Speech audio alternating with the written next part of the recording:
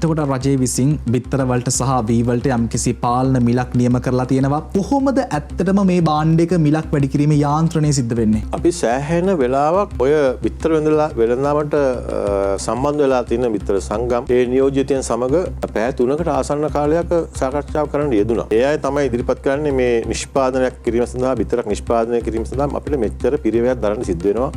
කාරණා විශාල තොගයක් ඉදිරිපත් කරා අය.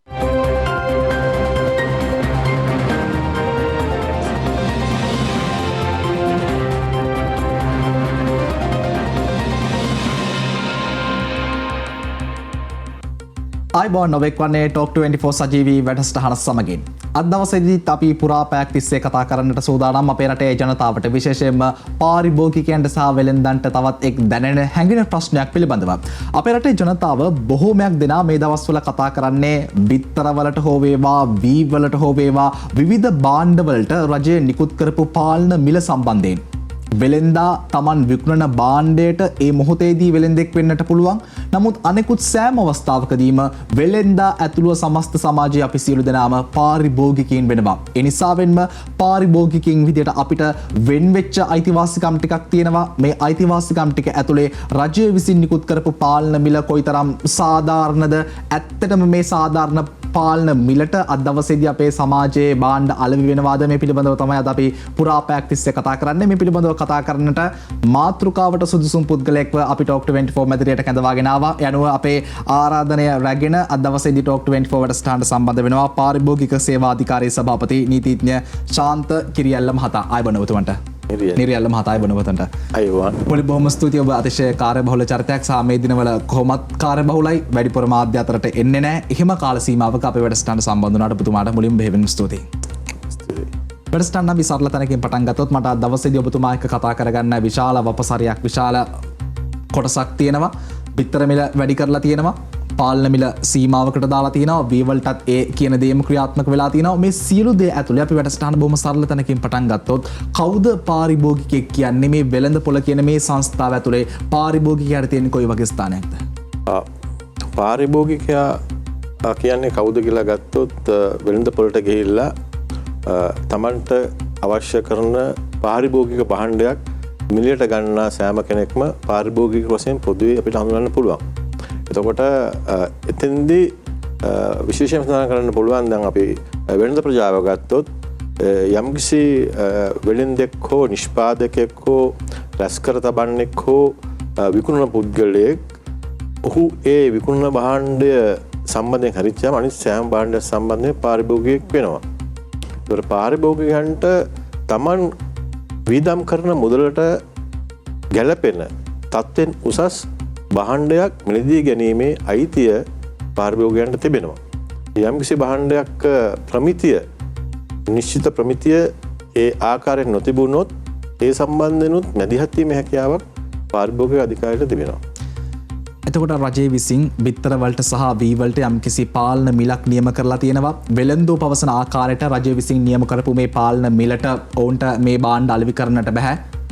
පාරිභෝගිකයෝ තමයි මේ අවස්ථාවේදී අසරණ භාවයට පත් වෙන්නේ. මොකද රජය විසින් පාලන මිලක් නියම කරලා තියෙද්දී මම අදාළ භාණ්ඩේ ගන්න රජය නියම කරලා තියෙන පාරිභෝගික ඒ මිල අපේක්ෂාවෙන් මම වෙළඳ පොළට ගියත් වෙළෙන්දෝ මට ඒ භාණ්ඩේ ඒ මුදලට ලබා දෙන්නේ නැහැ. තියෙන ප්‍රශ්නය කවුද මේ මිල වැඩි කිරීම සිද්ධ කරේ? මොන වගේ දේවල් සැලකිල්ලට අරගෙනද මේ මිල වැඩි කිරීම සිද්ධ කරේ? පැහැදිලිව මේ ප්‍රශ්නය යොමු වෙන්නේ ඔබතුමාලට. රටේ ජනතාව සහ වෙළෙන්දෝ කියන්නේ පාරිභෝගික සේවා අධිකාරිය විසින් තමයි මිල වැඩි කිරීම සිද්ධ කරන්න කියලා. කොහොමද ඇත්තටම මේ භාණ්ඩයක මිලක් වැඩි කිරීමේ යාන්ත්‍රණය සිද්ධ වෙන්නේ? එතකොට පාරිභෝගික අධිකාරිය මිල වැඩි කිරීම නෙමෙයි යම්කිසි භාණ්ඩයක උපරිම සිල්ලර මිල නියම කිරීමේ හැකියාව තමයි තිබෙන්නේ. එතකොට යම්කිසි පාරිභෝගික භාණ්ඩයක් වෙළඳ පොළ තුල අසාමාන්‍ය ලෙස මිල ඉහළමක් දකිනවා නම් ඒක පාරිභෝගිකයන්ගේ පැත්තෙන් බලපුවම යම්කිසි පාරිභෝගිකයන් කොටසකට හෝ පාරිභෝගිකයන්ට ඒ වෙළඳ භාණ්ඩය ලබා ගැනීම සම්බන්ධයෙන් යම්කිසි අසාධාරණයක් වෙනවා කියලා හැඟෙනවා නම් ඒ සම්බන්ධයෙන් මැදිහත් වෙලා කටයුතු කරන්න පාරිභෝගික අධිකාරියට හැකියාව තිබෙනවා. ඔබ කිව්ව පරිදි එවැනි අවස්ථාවක් උපරිම සිල්ලර මිල නියම කිරීමේදී අනුගමනය කරන්නා වූ යම්කිසි කාර්යපටිපාටියක් තිබෙනවා.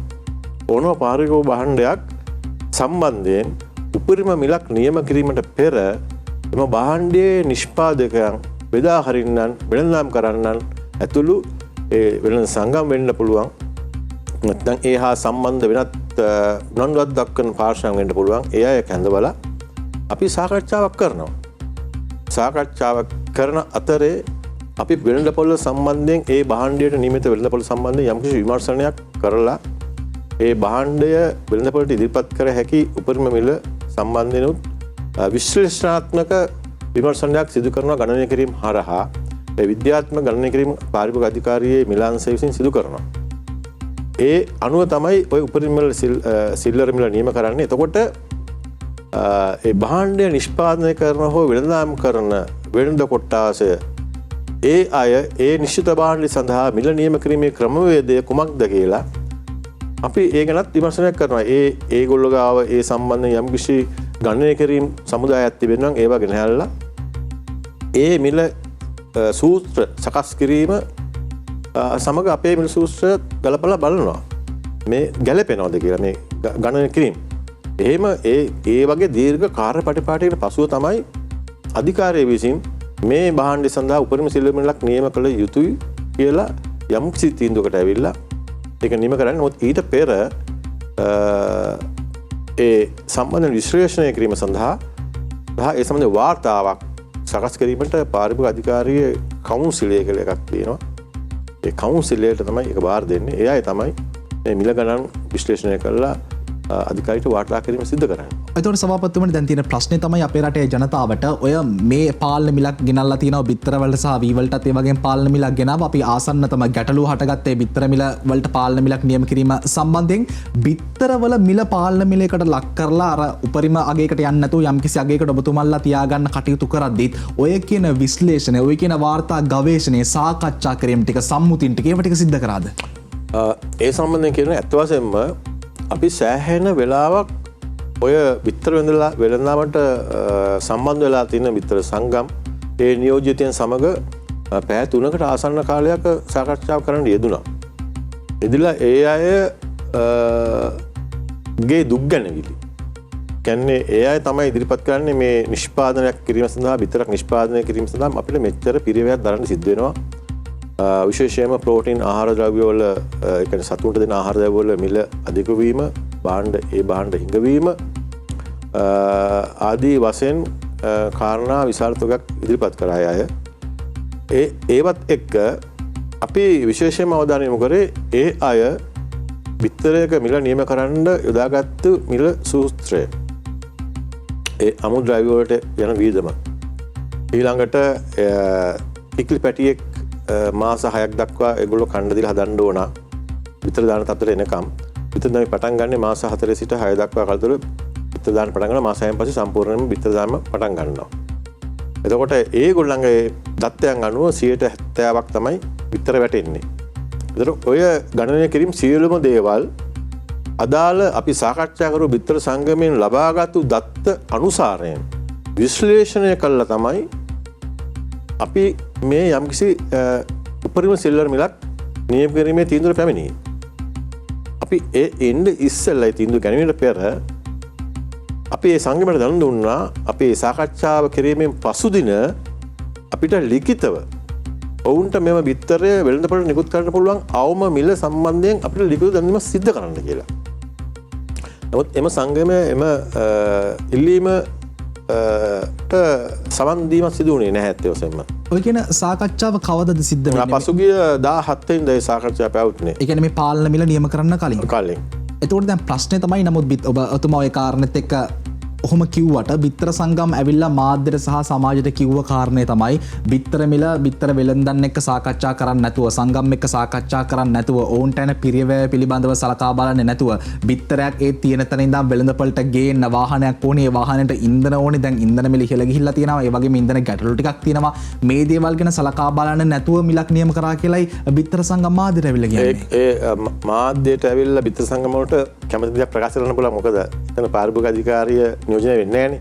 මොකද පාරිභෝගික අධිකාරිය සමග එයා කරපු සාකච්ඡාවේ ඔය සියලුම දේවල් සැලකලා ගත්තා. අත් වශයෙන්ම ඔය මිල නියම කිරීමේදී ඔය ඉන්ධන වලට යන වියදම්, ඒගොල්ලන්ට විදුලිය සඳහා යන වියදම්, ජලය සඳහා යන වියදම්, ඊළඟ සතුන්ට විටමින් සඳහා යන වියදම්, කම්කරු වියදම්, ඊළඟට ඒගොල්ලන්ගේ බැංකු ණය අරන් තියෙන නම් බැංකු ණය සඳහා ගෙවතු පොලිය ඒ අනුපාතයට අනුව යම්කිසි ඇතුළත් කිරීමක් කළා. ඔය සීලම කරුණු සලකා බලලා තමයි ඔය නියම කරලා තියෙන්නේ. ඒ කරුණු ඔක්කොම සලකා ඒ සේරම කරුණු සලකා බලලා තමයි නියම කරලා තියෙන්නේ. අනිත් එක අපි මේ සෑම දෙයක් පදනම් කරගත්තේ ඒ අය විසින් ලබා දුන්නු ඒගොල්ලන්ගේ වියදම් සම්බන්ධයෙන් අපි ලබා දුන්න යම්කිසි තොරතුරු පදනම් කරගෙන. එතකොට ඒ එදායේ සාකච්ඡාවෙන් අනතුරු ඔවුන් එක්ක සාකච්ඡා කරලා ඔවුන් ඉදිරිපත් කරන කරුණු සලකා බලලා ඉවරලා මොකක්ද ඔබතුමාලා නියම කරපු මිල එදා නියම කරපු අපි එදා මිල නියමක් කරුවේ නැහැ. ඒ අයගෙන් අපි ඇහුවා අපේ මිල ගණන් අපි අපේ මිල අංශය විසින් සකස් කරන ලද්ද මිල ගණන් හා සැසඳුන්නේ නැහැ ඒ අය කියන දේවල්. එතකොට අපි ඒ අය කියන මිලට වඩා අඩු මිලක් තමයි අපිට මූලික වශයෙන්ම ගණනය වුණේ. ඒ අනුව අපි ඒ අයට දැනුම් දුන්නේ අපිට ලිඛිත දැනුම් දෙන්න කියලා ඒගොල්ලන්ට අඩුම මිලකට දෙන්න පුළුවන් බිත්තරයක් කීයද කියලා. ඒක තමයි සාමාන්‍යයෙන් කාර්යපටිපාටිය. ඒ පසුදින ඒ කියන්නේ 18 වෙනිදා ඒ අය පොරොන්දු වුණා ලිඛිතව ඒ දැනුම් දීම සිදු කරනවා කියලා පාරිභෝගික අධිකාරියට. නමුත් 18 වෙනිදා ඒ අය එහෙම අපිට දැනුම් දීම සිදු කරුවේ නැහැ. ඒ අනුව අපි 19 වෙනිදා මේ පාරිභෝගිකයාගේ මැසිවිලි වලට සවන් දෙන්න අවශ්‍යයි රජයක් විත්‍යාම සහ පාරිභෝගික අධිකාරිය වශයෙන් අපි ඒ අවශ්‍යතාවයට අනුව ගැසට්ටුවක් මගින් උපරිම සිල්වර් මිලක් නියම කරන්න යෙදුණා. මොකද ඒ අවස්ථාව වෙනකොටත් බිත්තර මිල රුපියල් 62යි 65යි වගේ අවස්ථාවක තිබුණේ. ඒක පාරිභෝගිකයන් අපිට නිතරම පැමිණිලි ලැබෙනවා. මේ බිත්තර මිල ඉතාමත් ඉහළයි, පරිභෝජනය කරන්න අපහසුයි. ඒ බිත්තර යොදා ගන්නා වෙනත් ආහාර වර්ගත් ඒ නිසා මිල ඉහළ යනවා. එතකොට ඒ සාමාන්‍යයෙන් ප්‍රෝටීන් ආහාරයක් වශයෙන් මිල පොළේ පහසුවෙන් ලබා ගන්න තියෙන බිත්තරයක් සෑම කෙනෙකුටම. එතකොට ඒක ඒ අවස්ථාවත් ගිලී ගියොත් සෞඛ්‍යමය ප්‍රශ්නත් ඉදිරියේදී ඇති වෙන්න පුළුවන්. ඔය වගේ ගොඩක් කාරණා සලකා බලන්න වෙනවා ඔගේ තීන්දුව ගද්දි. එතකොට ඔබතුමා කියන්නේ ඔවුන්ට ලිඛිතව දැනුම් දෙන්නට කියලා ඔබතුමාලා දැනුම් දුන්නා. නමුත් ලිඛිතව දැනුම් දුන්නේ නැති නිසා 19 වෙනි දින ඔබතුමාලා මිල නියම කරා කියලා. අපි මිල නියම කරා. ලිඛිතව දැනුම් දීම අපමණක් නෙවෙයි. ඒ අය අපි ඔය මිල සම්බන්ධව ගැසට්ටුව නිකුත් කිරීමට පෙර අපගේ මිල අංශයේ නිලධාරීන් විසින් උත්සාහ කරා එයා සම්බන්ධ කරගන්න දුරකථනයෙන්. අපිට තාම ඕගොල්ලෝ ලිඛිතව දැනුම් දීම සිදු කරේ නැහැ.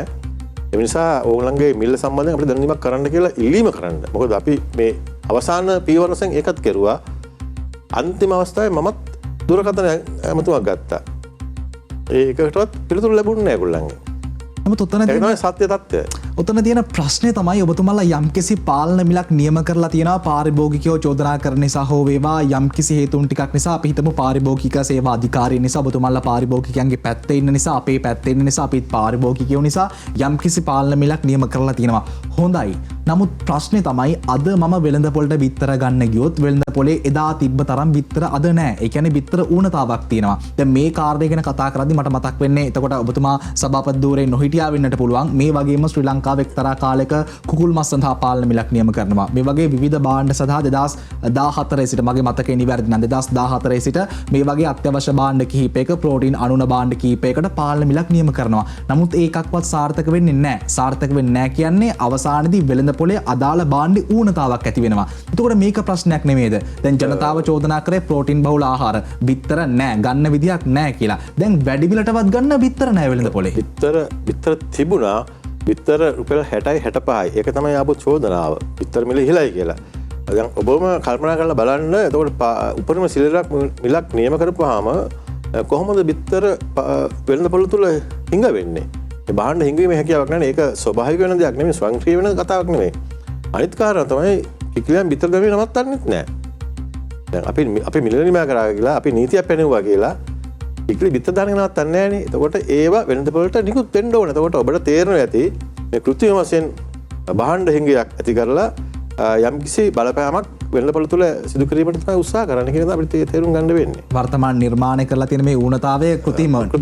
එතකොට වර්තමාන අපි මේ විදිහට වෙන්න කියලා උපකල්පනය කරමු. මොකද ඔබතුමා කියව කාරණාත් එක්ක මට තර්ක කරන්නට දෙයක් නැහැ. මට එකඟ වෙන්නට සිද්ධ වෙනවා. කිකිලියෝ බිත්තර දාන එක නවත්තන්නෙත් නැහැ. එක පාටම තිබ්බ බිත්තර ටික අතුරුදන් වෙන්නෙත් නැහැ. නමුත් මේ තත්ත්වයේ උඩ අනාගතයේ අපිට උපකල්පනයක් කරන්න බැරිද බිත්තර ඌනතාවයක් ඇති වෙයි කියලා. උදාහරණයක් විදිහට යම්කිසි පුද්ගලයෙක් Tamanට දරන පිරිවැය වැඩි, ඒ පිරිවැය වැඩි වුණත් මට අතට හම්බෙන ගාණ අඩුයි. ඒ වගේම තමයි ප්‍රවාහන වියදම වැඩි, ඉන්ධන වියදම වැඩි, අරත් ඉන්ධන අපහසුතාවයක් තියෙනවා දැන් ශ්‍රී ලංකාවේ.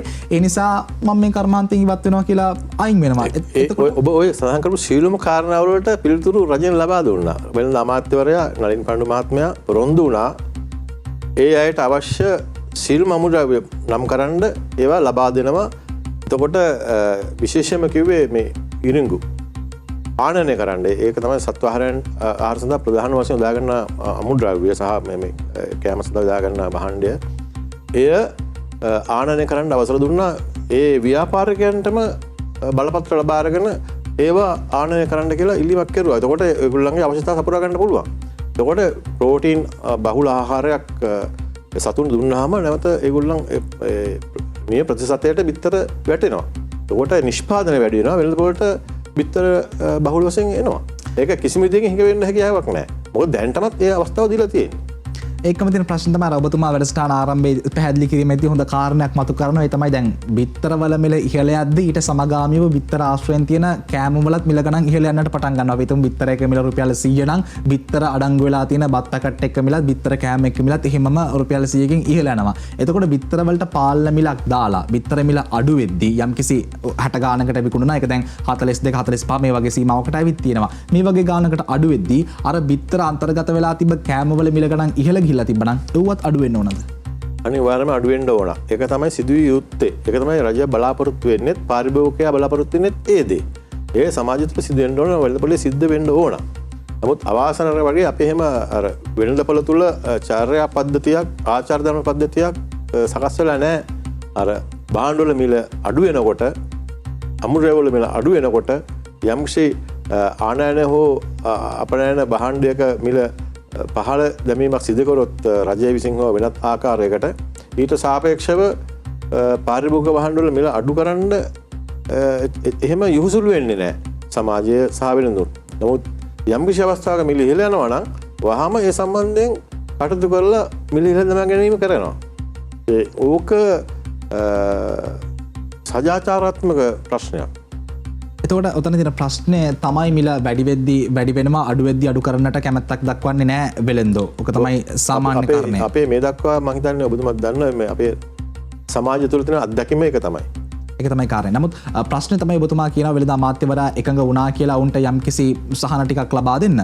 එතකොට ප්‍රශ්නය ඔවුන්ට කොච්චර කාලයකට මේ සහන දෙනවද? ඒ කියන්නේ බිත්තර නිෂ්පාදනය කරන්නන්ටම ආවේනික වෙච්ච සහන ටිකක් දෙන්න එකඟ වුණාද?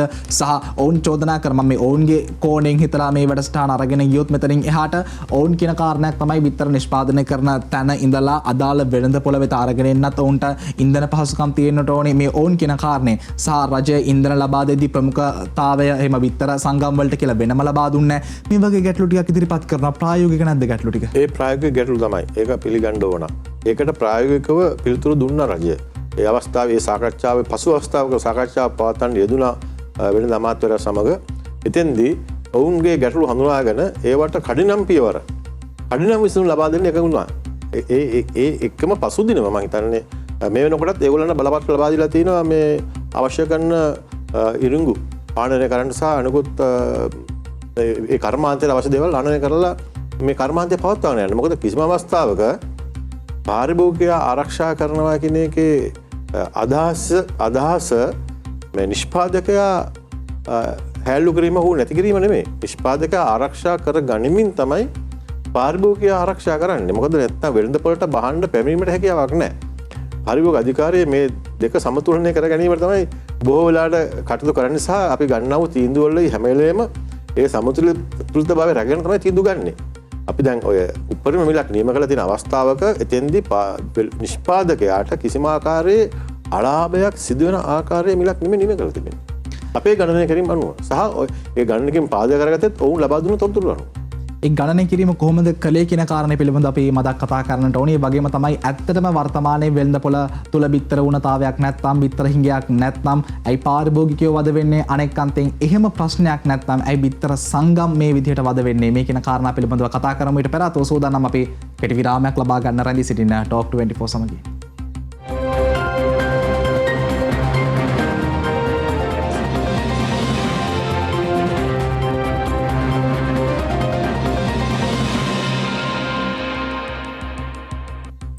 ඔබ නැවතත් ටොක් 24 සජීවී වැඩසටහන සමගින් විරාමයෙන් අනතුරු අපි විරාමයට යද්දි කතා කරමින් හිටියේ දැන් ඔබතුමන්ලා කියනවා බිත්තර වලට පාලන මිලක් දෙද්දී බිත්තර සංගම් එක්ක සාකච්ඡා කරා උන්ගේ ඉල්ලීම් වලට ඇහුම්කම් දුන්නා මේ හැම දෙයකටම ඇහුම්කම් දීලා උන් එක්ක සාකච්ඡාවකට එළඹිලා සම්මුතින් වලට එළඹිලා මේ ඔක්කොගෙම අනතුරුව තමයි මේ 42 45 කියන සීමාවට රතු සහ සුදු බිත්තරවල ගාන අරගෙන ආවේ කියලා.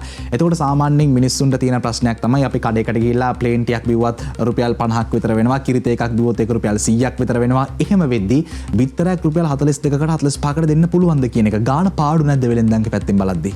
මෙහෙමයි නිෂ්පාදන වීදම ගණනය කිරීමක් මම කිව්වනේ සිදු කරනවා කියලා.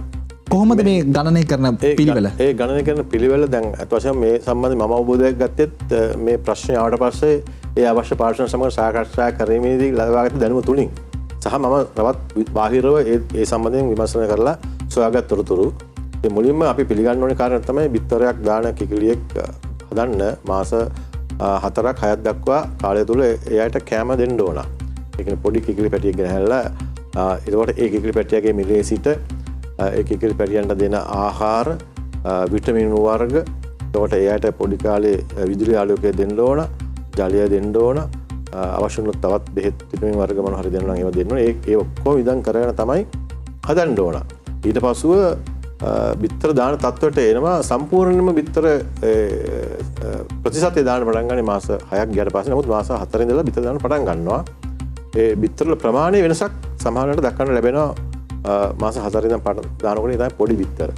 එතකොට මාස 6න් පස්සේ බිත්තර පළදා ලබා ගන්න නමුත් එතකොටත් ආහාර ලබා දිය යුතු වෙනවා. එතකොට කිකිලියෙකුට ලබා දෙන ආහාර ග්‍රෑම් ප්‍රමාණය ඔය මම පෙර කී සත්තු පැටවගෙන හැල්ලා බිත්තර දාන අවස්ථාව දක්වා සදා ගන්න යන කාල සීමාව වියදම් කරන ප්‍රමාණය ප්‍රවාහන වියදම් එතකොට ඒගොල්ලන්ගේ බැංකු ණය සඳහා යන ගාණ ඊළඟට කමුකරුවන් සඳහා වියදම් කරන දේවල් සහ වෙනත් වියදම් තියෙනවා ඒවා ඒ සීලම දේවල් සැලකිල්ල භාජනය කරලා සහ ඊන් අනතුරුව ඔවුන්ට ලාභ යම්කිසි මායිමක් තියලා ඊට පසුව ඒ ප්‍රවාහනය කළා සිල්ලර වෙලෙන්දටත් යම්කිසි ලාභ ප්‍රමාණයක් තියලා තමයි ඔය ගණනය කිරීම සිදු කරලා තියෙන්නේ 42 සීමාවට ගෙනලා තියෙන්නේ. එතකොට තියෙන ප්‍රශ්නේ තමයි ඒ සාධාරණ වශයෙන් ගණන් කිරීම. එතකොට ඒක එහෙම තමයි මේ මිලාන්සය කරලා තියෙන්නේ. හැබැයි ඒ ඔක්කොම පාදක කරගත්තේ ඔය බිත්තර සංගමේ අපිට ලබා දුන්න ඒ වාර්තා පදනම් කරගන්න. ඔය විතර තියෙන ප්‍රශ්නේ තමයි දැන් සිල්ලර වෙලෙන්දටත් ගාණක් තියලා බිත්තර වෙලෙන්දටත් ගාණක් තියලා නිෂ්පාදකයටත් ගාණක් තියලා මේ හැමෝටම ගාණක් තියලා ඕක රුපියල් 42කට දෙන්න පුළුවන්කම තියෙද්දිද ඇත්තටම වෙලෙන්දෝ මේක 65කට විකුණලා තියෙන්නේ 42 45 අපි මේ සීමාව තිබුණා. ඔය ප්‍රශ්නේ තියෙන්නේ දැන් ඔය සුදු බිත්තර දාන කිකිලිය කන ප්‍රමාණයට වඩා ග්‍රෑම් 10ක් පමණ වැඩියෙන් රතු බිත්තරයක් දාන කිකිලිය කනවා කියන පදනමෙන් තමයි ඔය ඒ දෙකේ වෙනස එන්නේ. එතකොට ඒට අනුපාතව තමයි මිල උතන තියලා තියෙන්නේ. ඒතර කොහොමත් අපිට මේ සාකච්ඡාව ඔබතුමාගේ මේ පිළිතුරු අරන් එන්නට වෙන්නේ 40 ගණන් වලට 40 50 මේ සීමාවට බිත්තරයක් දෙන්න පුළුවන්කම තියෙද්දිද ඇත්තටම වෙළඳුම මේ 60 ගණන් වලට විකුණලා තියෙන්නේ. ඊට සිල්ලර වෙලෙන්දා තමයි ඔය ඔහුගේ මාජින් වලට යන්නේ. මේ දැන් අපි අවසාන වශයෙන් මිලදී ගන්න පාරිභෝගිකයා සිල්ලර වෙලෙන්දාගින්නේ. එතකොට ඒ අය තමයි ඔය 60 ගණන් වලට විකිණු සිදු කරන්නේ. ඒක නිසා එතකොට තමයි පාරිභෝගිකයන් අපිට පැමිණෙන්නේ. ඉතින් අපි එතකොට තමයි අපිට උගන සොයා බැලීමට සිදු වෙන්නේ. නමුත් ඔතන තියෙන ගැටලුව තමයි සභාපතිතුමනි බිත්තරවලට පාලන මිලක් දාලා බිත්තරවල වැඩි වෙලා තිබ්බ මිල යම්කිසි මට්ටමකට ගෙනලා අඩු කරාට පස්සේ ඔය බිත්තරය වෙළඳ පොලේ තියෙන අනෙකුත් භාණ්ඩත් එක්ක පැහැදිලිවම සංසන්දනය වෙනවනේ. එතකොට වෙළඳ පොලේ තියෙන අනිත් භාණ්ඩත් එක්ක සංසන්දනය කරද්දී අපිට පැහැදිලිවම පේනවා බිත්තරයක මිල සැලකිය යුතු ප්‍රමාණයකින් අඩුයි. මම අර කිව්වා වගේ කිරිත එකක් බිව්වත් රුපියල් 100ක් යනවා. ප්ලේන් ටිකක් බිව්වත් රුපියල් 50කට යනවා. බිත්තරයකුත් රුපියල් 45කට අපිට ගන්න පුළුවන්. නමුත් පෝෂණ ගුණයත් වැඩි. එහෙම බලද්දී ඔබතුමාලට හිතෙන්නේ නැද්ද රජය පාලන මිලක් දාන්න ඕන තවත් බාණ්ඩ තියෙනවා එව්වා තියෙද්දි බිත්තර ගැන විතරක්ම සැලකිලිමත් වෙලා කියලා. පාලන මිලක් දැන් අද තියෙන වෙළඳපළ තත්ත්වය සාමාන්‍ය තත්ත්වයක් නෙමෙයි බව ඉස්සෙල්ලාම අපි තේරුම් අරගෙන තමයි සාකච්ඡාවේ යන්න අවශ්‍ය වෙන හේතුව මොකද මේ ලංකාව පෙර නොවූ තත්ත්වයකින් ආර්ථික වශයෙන් අපි යම්කිසි ප්‍රශ්න රාශියක මැදිහත් වෙලා ඉන්න අවස්ථාවක්. ඒතකොට විවිධ කාරණා නිසා භාණ්ඩවල මිල ඉහළ යෑමක් සිද්ධ වෙනවා. උද්දමනය අතින් අපි සෑහෙන්න ඉහළට ඇවිල්ලා තියෙනවා. ඉතින් ওই තත්ත්වයන් අතර තමයි මේ වෙළඳපොළෙන් අපිට මේ වගේ පැමිණි ලැබෙන්නේ. ඒ පැමිණිලි වලින් විශේෂයෙන්ම ලැබෙන්නේ පරිභෝජනය කරන භාණ්ඩ, කෑමට ගන්න භාණ්ඩ, ආහාර ද්‍රව්‍ය සම්බන්ධයෙන් පැමිණිලි ලැබෙන්නේ ගොඩක් වෙලාවට. හේතුව ඒ පරිභෝගකට දරා ගන්න බැරි වෙනකොට. දැන් ඔබ කියන විදිහට හැම භාණ්ඩයකටම උපරිම සිල්ලර මිලක් නියම කරන්න ගියොත් වෙළඳපොළ තුල ප්‍රශ්නයක් ඇති වෙන්නත් පුළුවන්. එහෙම හැකියාවකුත් නැහැ. අනුරාගත් භාණ්ඩ, ඒ කියන්නේ යම්කිසි භාණ්ඩ සඳහා උපරිම සිල්ලර මිලක් පැනවිය යුතුයි කියලා පාරිභෝගික අධිකාරිය අදහස් කරන අවස්ථාවල විතරයි උපරිම මිලක් සිල්ලර මිලක් නියම කරන්නේ. ඒ කරන්නේ යම්කිසි පාරිභෝගික භාණ්ඩයක මිල අසාමාන්‍ය ලෙස වැඩිවීමක් දකින්න ලැබෙනකොට. ඉතින් බිත්තර වලට උනේ ඒක. බිත්තර වල අසාමාන්‍ය වැඩිවීම දකින්න ලැබුණා. අරින් පාරිභෝගික භාණ්ඩ අඩුයි කියලා මම කියන්නේ නැහැ. ඒ සම්බන්ධයෙන් විවිධ පැමිණිලි ලැබිලා තියෙන භාණ්ඩ සම්බන්ධයෙන් අපි විමර්ශන පවත්වාගෙන යනවා. හැබැයි සිදුවිය යුත්තේ මිල දර්ශක යොදනවා නම් ඒක නීතියක් සෑම පාරිභෝගික භාණ්ඩයකම මිල සඳහන් කරලා තියෙන්න ඕන. ඉතින් තමයි පාරිභෝගිකය හඳුනාගන්නේ Tamanට පහසුවෙන් අඩු මිලට මේ භාණ්ඩ ලබාගත හැකි ස්ථානය. එතකොට වෙළඳපොලේ තුල තරකාරීත්වයක් තුළින් මිල සමතුලිත වෙනවා. ඒක ස්වයංක්‍රීයව මිල ස්ථාවර වෙනවා. අඩුවෙන් ගන්න තියෙන තැන කියලා ගන්නවා. ඒක පැහැදිලිවම මට පේනවා නම් අන්න අතන බෝඩ් එකක් ගහලා තියෙනවා. බෝංචි වල මිල මෙච්චරයි. නැත්නම් වෙනත් බිත්තර වල මෙච්චරයි, මස් වල මෙච්චරයි කියලා. තවත් තැනක තියෙනවා මේ විදිහට සඳහන් කරලා. එතකොට මේ A කියන ස්ථානට වඩා B කියන ස්ථානේ මිල අඩුවෙන් තියෙනවා, මම B කියන ස්ථානට යනවා. එතකොට අනිකුත් අර යම්කිසි ප්‍රමාණයක් වැඩි විකුණන අයත් කල්පනා කරනවා එහෙනම් මේ ගන්න තමයි මත් එන්න ඕනේ කියලා. ඉතින් ඒ වගේ තමයි මේක සිදුවිය යුත්තේ පාරිභෝගික අධිකාරී පනතේ බලාපොරොත්තුවත් එක තමයි. සාධාරණ වෙළඳපොළක් ඇති කිරීම. ඉතින් මේ සම්බන්ධයෙන් පාරිභෝගිකයා සහ වෙළෙන්දා දැනුවත් වෙන්න ඕන. මම හිතන්නේ දැන් අය පාරිභෝගික අධිකාරිය විසින් මේ දැනුවත් කිරීම වැඩපිළිවෙල සකස් කරගෙන ඇවිල්ලා කරගෙන ගියා කාලයක් පසුගිය කාලේ මේ වසංගත සමය ආවා. සහ ආර්ථිකය පසුබෑම ඇතිවෙච්ච අවස්ථාවල ඒ වැඩසටහන් කරගෙන යෑමේ බාධාවන් ඇති වෙලා ඒක පොඩ්ඩක් නැවතිලා තියෙනවා. දැන් අපි අදහස් කරනවා මේ පාරිභෝගිකයා සහ වෙළෙන්දාන දෙදෙනාම දැනුවත් කිරීමේ වැඩසටහන් ඉදිරියේදී ආරම්භ කරන්න. මේක මම හිතන්නේ මේක තමයි අපිට තියෙන හොඳම ක්‍රමය. මේක අවබෝධ කරගන්න. පාරිභෝගිකයාගේ අයිතිවාසිකම්, වෙළෙන්දාගේ යුතුයකම්. අවසාන වශයෙන් වෙළෙන්දාත් පාරිභෝගිකයාත් සියලුම දෙනාම පාරිභෝගිකයෝ. ඒ නිසා අපි දැනගෙන ඉන්න ඕන අපේ පාරිභෝගික භාණ්ඩයක් මිලදී ගැනීමේදී අපිට තියෙන අයිතිවාසිකම් සහ යුතුයකම් මොනවද කියලා. අර ඔබතුමා ඉදිරිපත් කරන සංකල්පය හරි අපූර්වයි. අත්‍තරම ආර්ථික විද්‍යාවට අනුව එක්තරා වෙළඳසැලක යම්කිසි භාණ්ඩයක් වැඩි මිලකට තිබ්බත් පාරිභෝගිකයා ගිහිල්ලා ඒ භාණ්ඩය අඩුවෙන් තියෙන තැනින් ගද්දී වෙළඳපොළ සමතුලිතතාවයක් ඇති වෙනවා. ඒ සංකල්පය හරි අපූර්වයි. එකඟ වෙන්නට පුළුවන්. නමුත් ප්‍රශ්නේ තමයි ප්‍රායෝගිකව අපි මේ සමාජයට ඇවිල්ලා පය ගහලා බැලුවොත් සභාපතිතුමනි එක්තරා වෙළඳසැලක් යම්කිසි භාණ්ඩයක් වැඩි මිලකට දෙද්දී අනෙක් වෙළඳසැල් හිමියාත් බලන්නේ අර වෙළඳසැල් හිමියා මේ භාණ්ඩය වැඩි මිලට දෙනවා නම් මම මේ මිලට නොදී මොකද කියලා එයත් ඒ මිල වැඩි කරනවා. එතකොට පාරිභෝගිකයා කඩේට ගියාට පස්සේ හුටත් තර්ක විතර්ක කර කර ඉන්නට හැකියාවක් නැහැ. හැමදාම පාරිභෝගික සේවා අධිකාරියට දුරකථන නැමතුම් දෙන්න ඔබතුමාලට කතා කරන්න විදිහක් නැහැ. කාර්යබහුලත්වයත් එක්ක පාරිභෝගිකයන්ට තියෙන කමක් නැහැ. මෙන්න මේ මුදලට මම මේ භාණ්ඩය අරගෙන එනවා කියලා ඒ පුද්ගලයා පාරිභෝගිකයා ඒ භාණ්ඩය ගෙදරට අරගෙන එනවා. එතකොට මොකක්ද වෙන්නේ? මේ වැඩි මිල සමාජයේ තීරණය කරගත්තු මිලක් වෙනවා. අපි හිතමු X කියලා භාණ්ඩයක් තියෙනවා. X කියන භාණ්ඩය රුපියල් 50ට දෙන්න පුළුවන්කම තියෙදි රුපියල් 100ට විකුණනවා. ඒක A B C D කියන වෙළඳසැල හතරම රුපියල් 100ට විකුණන්නේ. එතකොට පාරිභෝගිකයට වෙන විකල්පයක් නැහැ. ඒ පාරිභෝගිකයා රුපියල් 100ට ඒ භාණ්ඩය ගද්දී ඒ අදාළ භාණ්ඩය රුපියල් 100යි කියලා සමාජ සම්මතයක් ගොඩනගෙනවා. මේක ප්‍රශ්නයක් නෙමේද? අත්‍යවශ්‍ය ප්‍රශ්නයක්. පාරිභෝගිකයාට ඒක ප්‍රශ්නයක් වෙන. නමුත් මේ සංකීර්ණ සමාජය තුළ පාරිභෝගිකය හරි යන්ත්‍රානුසාරයි. අපි හැමදේම ගිහලා උත්සාහ කරන්නේ ඉක්මනින් භාණ්ඩ මිලදී අරගෙන එන්න. අපි භාණ්ඩ තෝරා ගැනීමට යෑමක් ගොඩක් කල් සිද්ධ වෙන්නේ නැහැ. මේ සංකීර්ණ සමාජය අපි හරි ක්‍රියාශීලී, හරි කාර්ය බහුලයි. ඕකත් එක හේතුවක් වෙනවා. නමුත් පාරිභෝගික වශයෙන් අපි උනන්දු වෙන්න ඕන. එතකොට මේ සම්බන්ධයෙන් මම කිව්වේ මේ සම්බන්ධයෙන් දැනුවත් කිරීම සිදු කරන්න ඕන. එතකොට වෙළඳ සදාචාරයක් තියෙන්න ඕන. අපේ දියුණු රටවල තියෙනවා වගේ අපේ රටවල් වලත් ඒ தත්ත්වය ඇති කරන්න අපි යන්න ඕන. අපි ලෝකයේත් එක්ක ඉස්සරහට යන්න ඕන. නැත්නම් අපි හැමදාම මේ එක්තරා සීමාවක ඉන්න ජන කොට්ටාසයක් වෙනවා. අපි දියුණු වෙනවා කියන්නේ මේ ආර්ථික වශයෙන් නෙමෙයි. ඒ ආචාර ධර්ම, සදාචාර ධර්ම මේ ප්‍රතිපත්ති සෑම දෙයකින්ම අපි පරිපූර්ණ වෙන්න ඕන.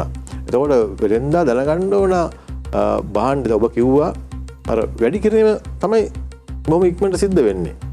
ඒ අඩු කිරීමත් ඒ විදිහටම කරන්න ඕන සදාචාරාත්මක වුණොත් ගොඩක් මේ ප්‍රශ්න වල සරලයි. ඒතර විසඳුම් හොයාගන්න පහසුයි. ඔතනදී තර මතක් වෙන කාරණය තමයි ඔබතුමා කිහිප විටක්ම සඳහන් කරා මම ඒක අපි සාකච්ඡාව ගලාගෙන ආපු විදිහ අනුව මම මේ ප්‍රශ්නය තවදුරටත් මේ පිටිපස්සට තියාගත්ත අහන්න මම හිතන්නේ මේ ප්‍රශ්නේ අහන්න සුදුසුම වෙලාව මේක ඔබතුමා කිහිප විටකම සඳහන් කරා අර අසාමාන්‍ය ලෙස මිල ගාණක් ඉහළ ගියොත් අන්න එතනදී පාරිභෝගික සේවා අධිකාරිය මම දන්න විදිහට පන්ති 10 වෙනි වගන්තිය වර්ධන නිවැරදි කරන්නට පුළුවන් ඔබතුමල්ලා එතනින් මැදිහත් වෙලා එකට පාලන මිල ඔබතුමල්ලා නියම කරනවා. එතකොට ප්‍රශ්නේ තමයි පහුගිය කාල සීමාව ඇතුලේ බිත්තර විතරද ඒ විදිහට අසාමාන්‍ය මිල ගණන් ඉහළ ගියා කියලා ඔබතුමල්ලාට වාර්තා වෙනවා. බිත්වලට අමතරව දැන් මෑත කාලේ බිස්කට් වර්ගවල මිල ඉහළයම සම්බන්ධයෙන් අපිට තොරතුරු ලැබුණා.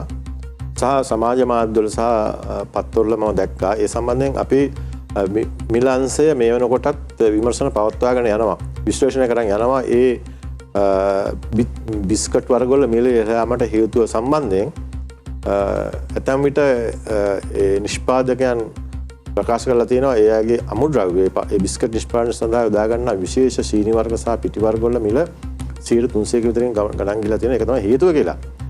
නමුත් ඉතින් අපි අර මිලාන්සේ විසින් ගණන කිරීම සිදු කරලා බලනවා ඒ මිල ඉහළ යාමට ඒ කියන්නේ අමුද්‍රව්‍ය වල මිල ඉහළට යාමට සාපේක්ෂවද භාණ්ඩයේ මිල නිමලා තියෙන්නේ කියලා. අපි ඒ ගැන උනන්දුවෙන් ඉන්නේ. ඒ වගේම නොයෙක් පාරිභෝගික පැමිණිලි ලැබෙනවා මේ අපිට මේ නිරතුරුවම ලැබෙනවා. එතකොට ඒ ලැබෙන යම් භාණ්ඩ සම්බන්ධ. ඒ ලැබෙන පැමිණිලි වලට අනුව දැන් බිත්තර වලට පාලන මිලක් නියම වෙලා තියෙනවා. තවත් භාණ්ඩ කීපයකට එකක හෝ දෙකකට ඉදිරියේදී පාලන මිලක් නියම වීම බලාපොරොත්තු වෙන්න පුළුවන් වේද? අපිට එහෙම දැම්ම කියන්න බෑ. ඒ වෙළඳපළ හැසිරෙන විදිය සහ පාරිභෝගිකයන්ගේ පැමිණිලි එතකොට අසාමාන්‍ය ලෙස මිල වැඩි වීමට හේතු ඒ ඉසු සිදුවෙන්න සාධාරණ හේතුවක් ඉදිරිපත් කරන්න පුළුවන්ද? ඒ ඔක්කොම කරුණු සරකලා බලලා තමයි අපිට අවසාන නිගමනට එළවෙන්න පුළුවන් වෙන්නේ. නමුත් අපිට අර වේල පහ කියන්න බෑ. අපි අන්න අර භාණ්ඩයටත් මිල නිම කරනවා මේ භාණ්ඩයටත් මිල නිම කරනවා කියලා එහෙම කියන්න හැකියාවක් නැහැ. ඔව් මගේ ප්‍රශ්නේ අහන්න හේතුව දැන් මෙතන නොතේරෙන කාරණේ තමයි සභාපතිතුමනි අපි දැක්ක පහුගිය කාලේ ඔබතුමාත් සඳහන් කරා ලංකාව මුහුණ දීලා තියෙන ආර්ථික අවපාතය ලංකාවේ තියෙන උද්දමනය මේ කියන කාරණා නිසා භාණ්ඩවල මිල ඉහළ යාම කොහොමද සිද්ධ වෙනවා. ඒ වගේම මේ අසීමිත ලෙස මිල ඉහළ යාම කියන කාරණේටත් අපේ රටේ පාරිභෝගිකයෝ පහුගිය කාලේ ඕනෑ තරම් මුහුණ දුන්නා. එතකොට අසීමිත ලෙස මිල ගණන් ඉහළ ගිය පළියට ඒක ඉහළ ගියා පමණමයි කියලා ඒ සාධකයේ මත පමණක් මිහිඳගෙන ඔබතුමාලා පාලන මිලක් නියම කරනවද? එහෙමත් නැත්නම් ඒ ඉහළ ගිය භාණ්ඩය ජනතාවට අත්‍යවශ්‍ය භාණ්ඩයක්ද ඒ කියන දේවලුත් සැලකිලිට ගන්නවද? පාරිභෝගිකයාට අත්‍යවශ්‍ය භාණ්ඩයක්ද පාරිභෝගික යම් කිසි පාරිභෝගික කොට්ටාසයකට අවශ්‍ය භාණ්ඩයක්ද ඒ භාණ්ඩයට තියෙන ඉල්ලුම මොකද්ද? ඒ භාණ්ඩය අධික ලෙස මිල යාමට හේතුව මොකද්ද? ඒ සීලම කරුණු සැලකිල්ල භාජනය කරනවා. ඊට පස්ව තමයි යම් කිසි ක්‍රමවේදයක් අනුගමනය කළා තමයි ඔය තීන්දුව ගන්නෙ.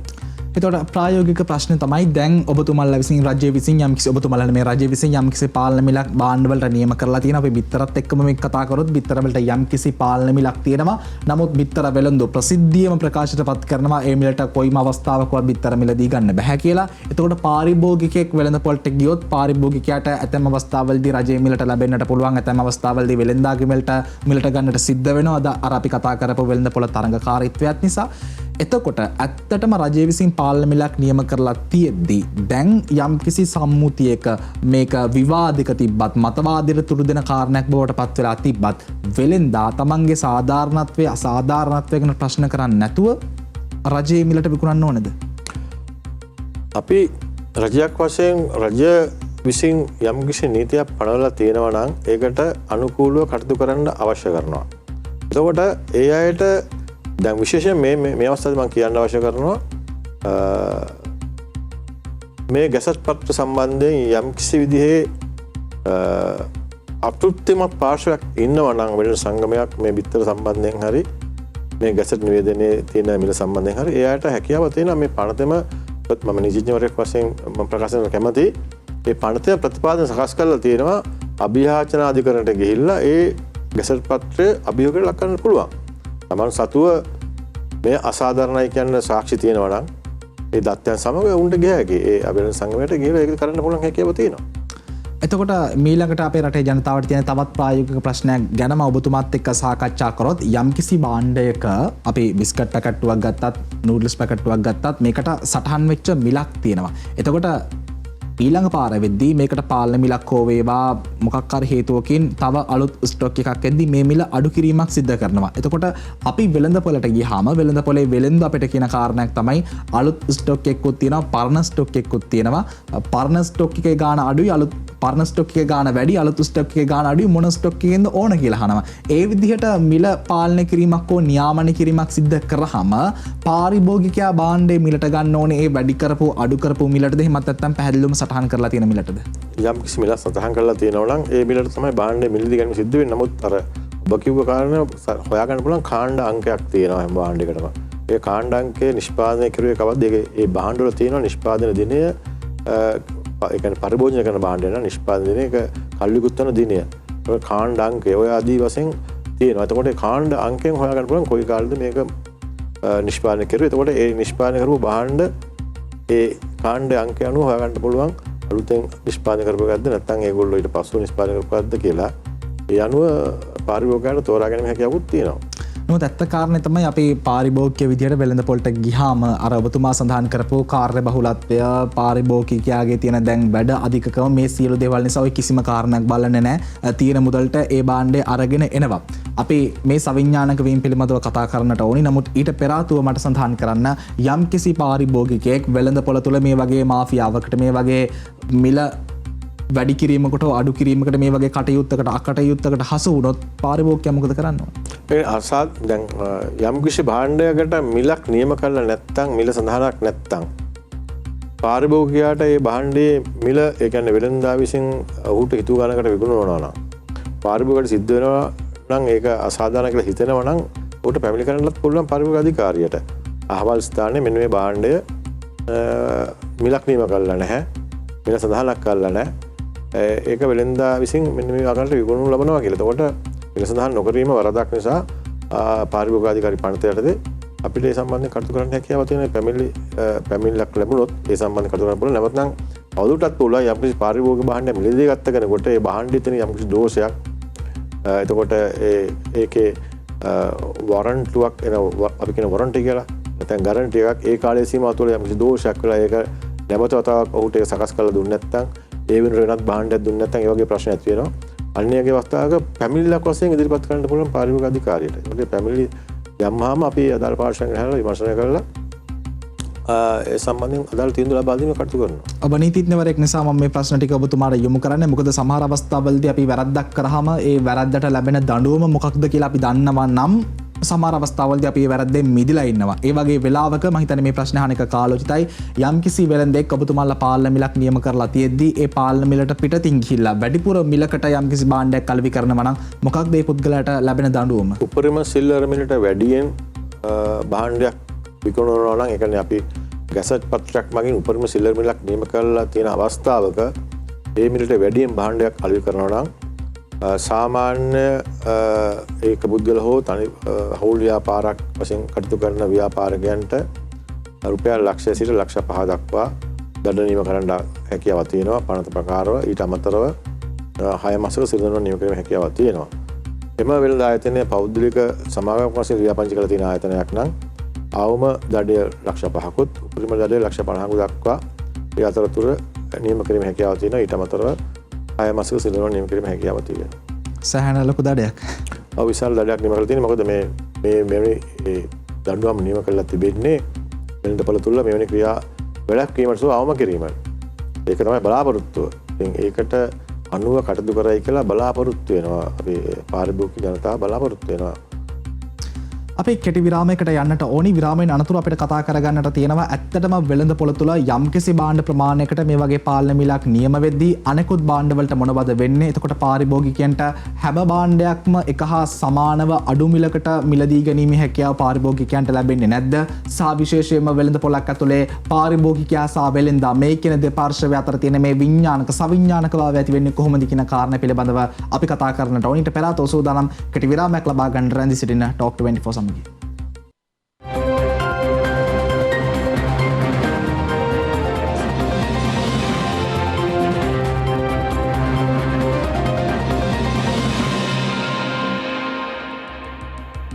ඔබ නැවත ටොක් 24 සජීවී වැඩසටහන සමගින් අපි විරාමයට අධි කතා කරමින් හිටියේ භාණ්ඩවල මිල පාලනය කිරීම සඳහා මේ පාලනය කිරීම හරියාකාරව සිද්ධ වෙන්නේ නැත්නම් පාර්ශවවලට මොන වගේ දඬුවම්ද විඳින්නට සිද්ධ වෙන්නේ කියන කාරණා පිළිබඳව ඒත් එක්කම මේ වැඩසටහන ඉදිරියට ගියොත් අපේ රටේ ජනතාවට සහ දැන් බලාගෙන ප්‍රේක්ෂකයන්ට වෙළෙන්දන්ට විශේෂයෙන්ම තියෙන ප්‍රශ්නේ තමයි වෙළඳපොළ ඇතුලේ මම කලින් සඳහන් කරපු කාරණය හැම භාණ්ඩයකටම පාලන මිලක් නැහැ. ඒ වගේම හැම භාණ්ඩයකටම රජය විසින් නිර්දේශ කරපු ස්ථිර මිලකුත් නැහැ. එතකොට භාණ්ඩය විකුණන පුද්ගලයා විදිහට මම වෙළෙන්දා නම් මට හැකියාවක් නැද්ද අමුද්‍රව්‍ය ටික වැඩි වෙද්දි වෙළඳපොලේ අනෙක් භාණ්ඩ ටික වැඩි වෙද්දි මගේ ආර්ථික බර වැඩි වෙද්දි ජීවන බර වැඩි වෙද්දි මම විකුණන භාණ්ඩයේ වෙළඳ භාණ්ඩයේ මිල සාධාරණ විදිහට වැඩි කිරීමේ හැකියාවක් මට නැද්ද? ඒ වගේම වෙළඳාම කියන්නේ ලාභ තියාගෙන විකිණීමට තමයි වෙළඳ ව්‍යාපාරයක් යම් කිසි පටන් ගන්න. ඒතකොට ඒ භාණ්ඩය පාරිභෝගිකයට අලෙවි කළා තමයි ওই ලාභය ලබා ගන්න. එතකොට ප්‍රශ්න වෙන්නේ ඒ තබා ගන්නා ලද්ද ලාභය සීමාව ඉක්මවා ගිය අවස්ථාවවලදී මිල වැඩි කිරීමක් වශයෙන් පාරිභෝගිකයට දැනෙනවා මේ භාණ්ඩය. අත්‍යවශ්‍ය පාරිභෝගික භාණ්ඩ වෙච්චාම ඒවා ගොඩක් ලාට ඔය සීනි වෙන්න පුළුවන්, කිරිබිට වෙන්න පුළුවන්, පරිප්පු වෙන්න පුළුවන්, බිත්තර වෙන්න පුළුවන්, මස් කර වෙන්න පුළුවන්. එදිනදා පරිභෝජනය කරන භාණ්ඩ මිනිසුන්ට දැනෙනවා. අන්න එතකොට තමයි පැමිණිලි ලැබෙන්නේ. අහවල් භාණ්ඩය ගොඩක් මිල වැඩි කියලා පැමිණිලි ලැබෙනවා. මිනිස්සු කියන්න පටන් ගන්නවා, සමාජයේ කතා වෙන්න පටන් ගන්නවා. අන්නේම අවස්ථාවල තමයි පාරිභෝගික අධිකාරිය සිද්ධ වෙන්නේ මැදිහත් වෙන්න. ඒ පාරිභෝගික අධිකාරිය ඒ අදාළ වෙළඳ සංගම් හෝ වෙළඳන් හෝ කැඳවලා විමර්ශනයක් කරනවා. එතකොට ඇයි එච්චර මිල වැඩි වුනේ? එතකොට ඒ අමුද්‍රව්‍ය වල මිල වැඩිවීමට සාපේක්ෂවද මේ පාරිභෝගික භාණ්ඩයේ මිල වැඩි කරලා තිබෙන්නේ නැත්නම් ඊට හාත්පසින්ම වෙනස් ක්‍රමවේදයකට අනුවද නැත්නම් පාරිභෝගිකයට දරන්න බැරි තරම් ඉහළ මිලකටද යනාදී වශයෙන් විමර්ශනය කරලා විශ්ලේෂණය කරලා ඒගොල්ලන්ගේ ගණන් මිනුම් අරගෙන සොයා බැලීමක් සිදු කරන්න සිද්ධ වෙනවා පාරිභෝගික අධිකාරියට. එන්නේ අවස්ථාව තමයි පාරිභෝගික අධිකාරිය මැදිහත් වෙන්නේ. නැත්නම් වෙළඳපොළ තුල නිදහසේ මිල තීන්දුව වීමට පාරිභෝගික අධිකාරිය පනත යටතේ අවස්ථාව තියෙනවා. ඔය එතකොට මිල ඉහළ යාම කියන කාරණය සභාපතිතුමා සඳහන් වෙන්නේ පුද්ගලයෝ ලාභයක් ලබන්න, වාසියක් ලබන්න යද්දී කියන්නේ මිල යම්කිසි වෙළඳ භාණ්ඩයක මිල හුඟක් ඉහළ යනවා නම් ඒකේ අදහස වෙළඳා හුඟක් ලාභයක් ලබන්න යනවා කියන එක. එතකොට ඔබතුමල්ලා ඇතුළේ තියෙන නීති රීති අනුව ඔබතුමල්ලා වෙළෙන්දන්ට යම්කිසි ලාභයකටත් මක්කර ලිමිට් එකක් තියලා තියෙනවද? මෙතනින් එහාට ලාභ උපයන්න බෑ වෙළෙන්දෙක්ට එහෙම තියෙනවද? අපිට එහෙම ලාභ වලට සීමා දැමීමේ හැකියාවක් නැහැ. නමුත් සාධාරණ තත්ත්වය තුළට ලබා ගැනීම සඳහා සාකච්ඡාමය මාර්ගයෙන් අපිට පුළුවන් ඇති කරන්න. ඊට පස්සේ ඒ සාකච්ඡා සාර්ථක වුණොත් තමයි ඊළඟට අපි උපරිම මිලකට යන්න නීති පනවන්න වෙන්නේ. අන්න ඒ කාරණා වෙන්නේ. ගොඩක් වෙලාවට ඉතින් භාණ්ඩවල මිල යන්න අමුද්‍රව්‍ය වල මිල ඉහළ යාම සිද්ධ වෙනවා. ඩොලර් එකේ මිල ඉහළ යාම සිද්ධ වෙනවා. ඒ වගේ බාහිර කාරණා ගොඩක් තියෙනවා. ඒවත් ඔක්කොම සැලකිලිට ගන්නවා ඔය මිල තීන්දුව කිරීමේදී. ඒ ඔක්කොම සලකලා බැලීමෙන් පසුවත් අධික ලෙස යම්කිසි භාණ්ඩක මිල වැඩිලා තියෙනවා නම් අර මිල වැඩිවීමට සාපේක්ෂ නොවන ආකාරයට අන්න විදිහට තමයි අපි පාරිභෝගික අධිකාරිය විදිහට මේ දත්ත සිදු කරන්නේ. ඒ අවස්ථාවේදී දැන් ඔය කියන කාරණේනේ බොහොමයක් වෙළෙන්දෝ අද දවසේ වෙළඳපොළේදී සඳහන් කරන්නේ මේ භාණ්ඩය නිෂ්පාදනය කරන්න මට වැය වෙන අමුද්‍රව්‍ය වල මිල ඉහළ කියලා තියෙනවා. ඒ නිසා මේ ගානට දෙන්න බෑ මල්ලි. ඕකනේ අපේ වෙළෙන්දෝ සාමාන්‍යයෙන් කියන කතන්දරේ. එතකොට අමුද්‍රව්‍ය මිල වල මිල ඉහළ යද්දී වෙළෙන්දට හැකියාව තියෙනවද ඒ ඉහළ යන අමුද්‍රව්‍ය වල මිලට සමගාමීව සාපේක්ෂව Tamanට හිතලා මිලක් නියම කරන්න භාණ්ඩයට? ඒ ප්‍රතිශතයට සමානුපාතිකව තමයි මිල වැඩි වෙන්න ඕන. ඒක අසාධාරණ වෙච්චාම තමයි පාරිභෝගික පැමිණිලි ලැබෙන්නේ. ඒතකොට තමයි පාරිභෝගික අධිකාරිය මැදිහත් වෙන්නේ. දැන් ගොඩක් වෙලාවට සිද්ධ වෙන්නේ ඒක තමයි. නැත්තම් වෙළඳපොළ තුල ඕනි 16 මේ මිල තීන්දුව වෙනවා. ඉතින් ගොඩක් වෙලාවට ඔබ කිව් පරිදි ඔය අමුද්‍රව්‍ය වල මිල වැඩි ඉන්න මට මේ ගානට දෙන්න බෑ කියලා කියනවා. නමුත් පාරිභෝගිකයා ගොඩක් වෙලාවට ඒක දන්නේ නැහැ. ඒ අමුද්‍රව්‍ය වල මිල කීකටද වැඩි වුණේ? ඒ හා සමානවද සමානුපාතිකවද මේ මිල වැඩි කිරීම මේ කරලා තියෙන්නේ. එතකොට තමයි පැමිණිලි ලැබිච්චාම පාරිභෝගික අධිකාරිය ඒ සම්බන්ධයෙන් සොයා බැලීම සිදු කරන්නේ. එතෙක් අපි නිහඬව ඉන්නේ. යම්කිසි පැමිණිල්ලක් ලැබිච්චාම නැත්නම් අපිට ස්වේච්ඡාවෙන් අපිට හැඟෙනවා නම් යම්කිසි භාණ්ඩයක මිල අසාධාරණ ලෙස වැඩිවීම සිද්ධ වෙනවා කියලා පේනවා නම් පාරිභෝගික අධිකාරියට පුළුවන් ස්වේච්ඡාවෙන් මේ සම්බන්ධයෙන් විමර්ශනය කරලා යම්කිසි තීන්දුවක් ගන්න. ඔතන ප්‍රශ්නයක් නැද්ද සභාපතිතුමනි? දැන් යම්කිසි භාණ්ඩයක මිල අසීමිත ලෙස අසාමාන්‍ය ලෙස ඉහළ යනවායි කියලා හැඟුණොත් ඔබතුමාලා එකට මැදිහත් වෙනවා. දැන් බිත්තර ගැටලුවටත් ඔබතුමාලා මැදිහත් වෙලා තියෙන්නේ එහෙමයි. හැබැයි ඇත්තටම වෙළඳ පොළට අපි ගියොත් දැන් ඔබතුමා සඳහන් කරන විදිහක රුපියල් 60 ගානකට පහුගිය කාලේ බිත්තරයක් අලෙවි වුණා. අර සියලු සාකච්ඡා සම්මුතින් එක්ක 40 ගානකට බිත්තරයක් දෙන්න පුළුවන්. පුළුවන්කම තියෙද්දි 60 ගානකට බිත්තරයක් අලෙවි කරලා තියෙනවා. එහෙම බලද්දි අපි සාමාන්‍ය වෙළඳ පොළට ඇවිල්ලා බලද්දි තවත් ඒ වගේ භාණ්ඩ එමට තියෙනවා. ඕනෑතරම් ප්‍රමාණයක් තියෙනවා. ඇයි ඒවට ඔබතුමාලා මැදිහත් වෙන්නේ නැත්තේ? මේ පැමිණිලි එනකම්ම දින්නේ. නෑ පැමිණිලි එනකම් සිදු ඉන්න ගොඩක් වෙලාවට පැමිණිලි ලැබෙනවා. නැත්තම් පාරිභෝගික භාණ්ඩයක් අපිට යම් කිසි දෙයකින් මිල අධික ලෙස හැංගෙනවා නම් අපි ඒ ගැන සාකච්ඡා කරනවා. නමුත් දැන් මේක තියෙන දැන් වෙළඳ පොලේ තියෙන සිනෝ භාණ්ඩ සම්බන්ධයෙන් අපිට එකවර සාකච්ඡා කිරීමේ හැකියාවක් නැහැ. ඒක එකින් එක දැන් අපි උදාහරණයක් විදිහට දැන් බිත්තර සම්බන්ධයෙන් යම් කිසි තීන්දුවක් ගත්තා. ඒක දැන් සාකච්ඡාවෙන් පවතිනවා. ඒ වගේ අවස්ථාවක අපි තවත් භාණ්ඩයක් ගැහැල්ලා සාකච්ඡා කරන්න පුළුවන්. එතකොට ඊට පෙර අපි මේක සමනය වෙන්න අරින්න ඕන. එතකොට තවත් භාණ්ඩ සම්බන්ධයෙන් යම්කිසි ප්‍රශ්නයක් වෙළඳපොළ තුළ තියෙනවා කියලා අඳුනාගත්තොත් අපි ඒ සම්බන්ධෙනුත් කටයුතු කරනවා. මම පෙර කිව්වා බිස්කට් සම්බන්ධයෙන් එහෙම පැමිණිලි ලැබිලා තිබෙනවා. ඒ සම්බන්ධයෙන් අපි අපේ මිලාන්සේ විසින් ගිහලා මිල ඒ අයට යන අමුද්‍රව්‍ය වල නිෂ්පාදන විධාන සහ අනෙකුත් දේවල් ගැන සොයා බැලීම් කරලා තියෙනවා. ඒ සම්බන්ධ තොරතුරු අපි රැස් කරන් තියෙනවා. ඒ වගේ අපි කරගෙන යනවා. අපි මිලාන්සේ විසින් ඒවා විශ්ලේෂණය කරලා පසුව හැංගෙනවා නම් මේ මිල වැඩි කිරීම අසාධාරණ තත්ත්වයක් තියෙනවා කියලා අපි මේ පාර්ශ්වය ගැන සාකච්ඡා කරනවා. ඒතකොට සභාපතිතුමනි ඔයකත් එක්කම තියෙන ප්‍රශ්නේ තමයි අපි දකිනවා පාරිභෝගික සේවා අධිකාරිය මම දන්නේ මම මේ කතා කරන කාරණේ වැරදිද කියලා ඔබතුමල්ලා දායක වෙනවා යම්කිසි භාණ්ඩයක මිල සාමාන්‍ය ලෙස ඉහළ ගියොත් එක පහළ මට්ටමකට අරගෙන ඇවිල්ලා යම්කිසි පාලන මිලක් නියම කරන්න ඔබතුමල්ලා දායක වෙනවා. දැන් මේ බිත්තර කතාව ඇතුළටත් අපි ආවොත් යම්කිසි බිත්තරයක දැන් මිල අඩු වෙලා තියෙනවා. ඔය එක බිත්තරයකින් සමහර වෙලාවට සම්පූර්ණයෙන්ම පවුලක් නඩත්තු වෙනවා වෙන්නට පුළුවන්. බිත්තරයකින් ලැබෙන රුපියල් 5ක 10ක 20ක වාසියෙන් ලාභයෙන් සම්පූර්ණයෙන්ම පවුලක් ජීවත් වෙනවා වෙන්නට පුළුවන්. හිම අවස්ථා තියෙනවා අපේ සමාජයේ. එතකොට භාණ්ඩවල මිල හුඟක් අඩුයි නම් ඒ අඩුවෙන් විකුණන භාණ්ඩවලට වැඩි මිලක් නියම කරන්න ඔබතුමාලා ඉදිරිපත් වෙන්නේ නැද්ද? වැඩි මිලක් නියම කිරීම හැකියාවක් අපිට නැහැ. මිල අසාමාන්‍ය ලෙස වැඩි වෙනවා නම් තමයි අපිට වැඳියත් වෙන්න වෙන්නේ. ඊට පස්සේ මොකද ගොඩක් භාණ්ඩවල මිල නිෂ්පාදනය කරන ගොවියා නෙමෙයි මිල තීන්දුව වෙන්නේ ගොඩක් කරලා අතරමැදියන් අතින්. ඒක තමයි ඔය ගොඩක් ප්‍රශ්නේ තියෙන්නේ. ඊට පස්සේම නිෂ්පාදකයා හෝ ගොවියා ආරක්ෂා කරගන්නමින් තමයි හැම වෙලේම පාරිභෝගික අධිකාරිය යම්කිසි මිලක් නියම කරනකොට මිල නියම කරන්නේ. මොකද නැත්තම් නිෂ්පාදන වලට ඒමේ හැකියාවක් නැහැනේ. නිෂ්පාදනය කරගන්න විදියක් නැහැ.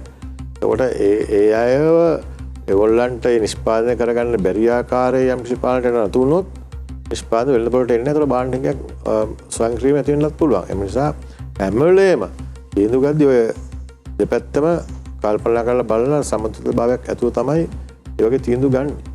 එතකොට යම්කිසි කොහොම නමුත් අවසානයේ ඔබතුමාලා යම්කිසි පාලන මිලක් නියම කරලා තියෙනවා බිත්තර වලට සහ වී වලට. තවත් සමහර විට අසාමාන්‍ය ලෙස ඉහළ ගියොත් ඔබතුමාලා පාලන මිලක් නියම කරයි. එතකොට අපි සාකච්ඡාව අවසාන භාගයට ළඟා වෙනවා. මට පිළිතුරක් ලබා දෙන්න ඔබතුමා මේ තනතුරෙන් පොඩ්ඩක් එළියට ඇවිල්ලා සාමාන්‍ය පුද්ගලයෙක් විදිහට පොළවේ පය ගහලා අපේ රටේ ආර්ථිකය දිහා බලලා යම්කිසි භාණ්ඩයක් අලෙවි කිරීමෙන් ජීවත් වෙන පවුල් දිහා බලලා ඒ වගේම යම්කිසි භාණ්ඩයක් මිලදී ගැනීමෙන් ජීවත් වෙන පවුල් දිහා බලලා මේ විදිහට මිල පාලනය කිරීම අපේ රටේ ආර්ථිකයට කොයි වගේ දායකත්වයක්ද තියෙන්නේ? මේක හොඳ දෙයක්ද ඔබතුමා හිතන විදිහට? මිල පාලනය කිරීමෙන් මේ ආර්ථික හසුරීමේ හැකියාවක් නැහැ. ඒ නිසා තමයි මිල පාලන පනත අහෝසි කරලා මේ පාරිභෝගික අධිකාරී පනත ඇති කරලා තියෙන්නේ. ඒ සංකල්පය තමයි පොදුවේ කිව්වොත් මේ සමතුලිත භාවයක් ඇතුව නිදහසේ මිල නියමීමේ වෙළඳ රටාවක් ඇති කිරීම, පාරිභෝගිකයා ආරක්ෂා කිරීම, ඒ සම්බන්ධයෙන් අවශ්‍ය කරන අනුකූල සාධක ඇතිවීමට නිර්මාණය වීමට ඉඩ හැරීම.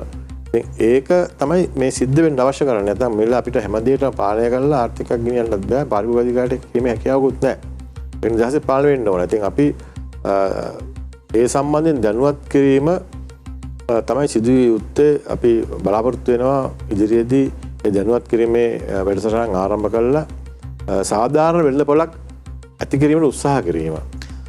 එතකොට සාධාරණ වෙළඳපොළ කියන වචන ඔබතුමා වැඩසටහන ආරම්භයේ සිටම කීප වතාවක් මේ වෙනකොට සඳහන් කරා. මම කැමතියි ඔබතුමත් එක්ක කතා කරන්නට. මොකද වෙළඳපොළක් හෝ වේවා සමාජයේ ඕනම ස්ථානයක් සාධාරණ නැත්නම් එතන තියෙන අසාධාරණයක් ඒක අසාධාරණයක් නම් තියෙන්නේ පාර්ශ්ව වලට හානි වලට ලක් වෙන්නට සිද්ධ වෙනවා. පාඩු වලට ආපදා වලට හිත් ප්‍රදීම් වලට ලක් වෙන්නට සිද්ධ වෙනවා. අවසානයේ මේ සියල්ල කේන්ද්‍රගත වෙන්නේ රටක ආර්ථිකයේ කඩාවැටීම මේ කියන කාරණාත් එක්ක තමයි මේ හැමදේම කෙලවර වෙන්නේ. එතකොට මට කියන්න වෙළඳපොළක් ඇතුළේ පාරිභෝගික සහ වෙළෙන්දා මේ කියන කාරණා පිළිබඳව දැනන් ඉන්න එක කොයිතරම් වැදගත්ද? ඇත්ත වශයෙන්ම එය සිදු යුතු දෙයක්. මොකද මේ පාරිභෝගික අධිකාරියේ එක්තරා කාර්යභාරයක් තමයි මේ සම්බන්ධයෙන් දැනුවත් කිරීම සිදු කිරීම.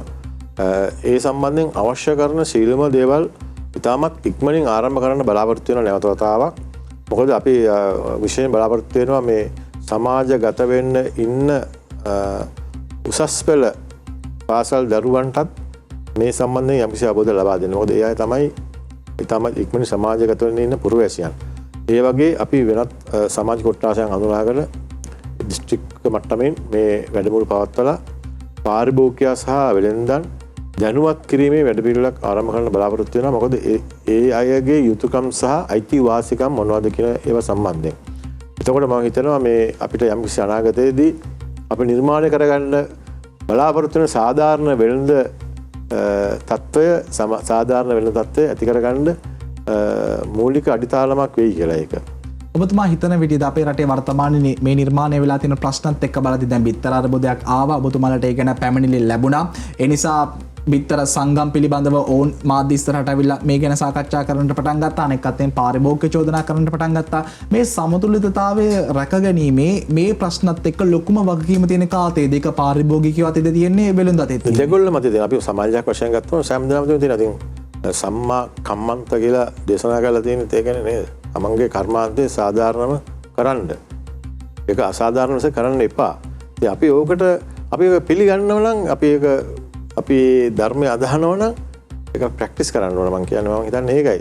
එතකොට තමයි මේක වෙන්නේ. ඉතින් අපි මේ මූල ධර්මات එක්ක ඒ ගැන්වීම සමග යන්න ඕන. එතකොට මේක ගොඩක් සාධාරණයි. අපි ඒක කිව්වට වැඩක් නැහැ. අපි ඒක ප්‍රායෝගිකව අපි ඒකට අනුගත වෙන්න ඕන. මට අවසාන වශයෙන් කියන්න දැන් විතර සංගම් පිළිබඳව ප්‍රශ්නෙන් තමයි අපි මේක පටන් ගත්තේ. අපි එතනින්ම මේ සාකච්ඡාව හමාර කරොත් අපේ රටේ ඇත්තටම විතර පිළිබඳව දැන් ප්‍රශ්නයක් තියෙනවා. ඔබතුමන්ලා පාලන මිලක් දාලා තියෙනවා. පාරිභෝගිකයෙක් විදිහට වෙළඳපොළට ගියත් ඒ අදාළ මුදලට පාරිභෝගිකයට විතර මිලදී ගැනීම හැකියාව නැහැ. අවසාන වශයෙන් අපේ රටේ මේ වෙළෙන්දන්ට මොනවද කියන්නට තියෙන්නේ? මොකද ඔබතුමන්ලා 17 වෙනිදාත් සාකච්ඡාවක් තිබ්බා. 19 වෙනිදා වෙනකම් ඔබතුමන්ලාට ප්‍රතිචාරයක් ආවේ නැහැ. අවසාන වශයෙන් මොකද්ද කියන්න තියෙන්නේ? අපිට අවසාන වශයෙන් කියන්න තියෙන්නේ අපි පාරිභෝගික අධිකාරිය වශයෙන් ගැසට් නිවේදන නිකුත් කරලා තිබෙනවා. ඒ ගැසට් නිවේදනයේ යම්කිසි මුදලක් නියම කරලා තියෙනවා උපරිම සිල්වර් මිලක් බිත්තර සඳහා. ඒ සම්බන්ධයෙන් තමයි ඒ නීතියට අනුව ඒ ගැසට් වලට අනුව තමයි වෙනදාම සිදු කළ යුතු වන්නේ. එහෙම නොකරන අය සම්බන්ධයෙන් නීතිමය ක්‍රියාමාර්ග ගැනීමේ හැකියාව පාරිභෝගික අධිකාරී පනත යටතේ පාරිභෝගික අධිකාරී පැනලා තියෙනවා. ඒ සම්බන්ධයෙන් අපි තවදුරටත් ක්‍රියාත්මක වෙනවා උපරිම සිල්වර් මිලට අනුගත නොවන වෙළෙන්දන් සම්බන්ධ. බොහොම ස්තුතියි ඔබතුමන්ට දවසේ අපිත් එක්ක වැඩසටහන සම්බන්ධ වුණාට. ස්තුතියි ගොඩක්. මේ දවස්වල අපේ රටේ ජනතාවට තිබ්බ බොහොම දැවෙන ප්‍රශ්නයක් තමයි කවුද භාණ්ඩවල මිල වැඩි කරන්නේ? ඇයි භාණ්ඩවල මිල වැඩි කරන්නේ? ජනතාවට ඇයි එකම භාණ්ඩය වෙළඳසැල් කිහිපයකින් විවිධ මිල ගණන් වලට ලබා ගන්නට සිද්ධ වෙලා තියෙන්නේ? මේව තමයි අපේ රටේ ජනතාවට මේ කාල සීමාවෙන් මුහුණ දෙන්නට තිබ්බ ගැටලු. ඒ නිසා මේ පිළිබඳව කතා කරන්නට නම් අපිට කතා කරන්නට ඕනේ පාරිභෝගික අධිකාරියත් එක්ක. ඒ නිසා හි සභාපතිවරයාවත් දවසේදී අපි බොහොම අපහසුවෙන් කාර්යබහුල කාල සීමාවක වැඩසටහනට කැඳවාගෙන ආවා. මම හිතන්නේ ඔබේ ප්‍රශ්න රාශියකට පිළිතුරු ලැබුණා. සාකච්ඡාව අවසානයේ එක්තරා තැනකට ලඟු කරොත් වෙළෙන්දෙක් වුණත් පාරිභෝගිකයෙක් වුණත් අපි හැමෝම මේ සමාජයේ ජීවත් වෙලා ඉන්නේ බැඳිලා ඉන්නේ එක රාමුවකින්. වෙළෙන්දෙක් වුණත් තමන්ගේ භාණ්ඩය අලෙවි කරද්දී ඔහු වෙළෙන්දෙක්. ඒ භාණ්ඩයට අමතරව අනෙකුත් සෑම භාණ්ඩයක්ම මිලදී ගද්දී ඔහු වෙන්නේ පාරිභෝගිකයෙක්. ඒ නිසා සම්මා කම්මන්ත තමන් කරන ක්‍රියාව නිවැරදිව හරියාකාරව සිද්ධ කරොත් අපේ රටට සමාජයට යහපතක්ම සිද්ධ වේවි කියලා අපි විශ්වාස කරනවා. අද දවසේ නියමිත Talk 24 වැඩසටහනේ ප්‍රාර්ථනාත් එක්ක නිමවට පත් කරන්නම්. තවත් මෙවැනිම කාලීන සහ කාලෝචිත Talk 24 වැඩසටහනකින් අපි නැවත හම්බෙමු. රටට සුබ වෙනතුරු Talk 24 අපේ අවදියෙන්.